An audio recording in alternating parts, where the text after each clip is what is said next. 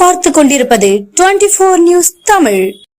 நீலகிரி மாவட்டம் குன்னூர் காட்டேரி பகுதியில் கடந்த ஒரு மாதமாக முகாமிட்டிருந்த ஒற்றை காட்டு யானையை வனத்துறையினர் காட்டுக்குள் விரட்டும் முயற்சியில் ஈடுபட்டு வருகின்றனர்.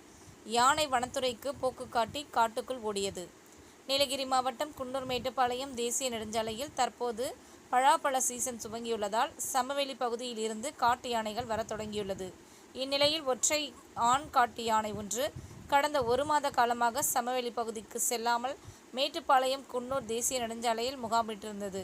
இந்த யானையை கடந்த ஒரு வாரங்களாக காட்டேரி குடியிருப்பு பகுதியில் இரவு நேரத்தில் உலா வந்து கொண்டிருந்த இதனை குன்னூர் வனச்சரகர் ரவீந்திரநாத் தலைமையில் வனத்துறையினர் இரவும் பகலும் கண்காணித்து வந்தனர்.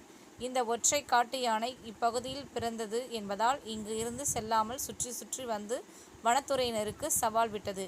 குன்னூர் லாஸ் நீர்வீழ்ச்சி சாலை அருகே காட்டு யானை கடந்து செல்ல வனத்துறையினர் சாலையின் இருபுறங்களிலும் வாகனத்தை நிறுத்தி விரட்டினார்கள். யானைக்கு இடையூறு செய்யாமல் சாலையை கடக்க செய்தனர்.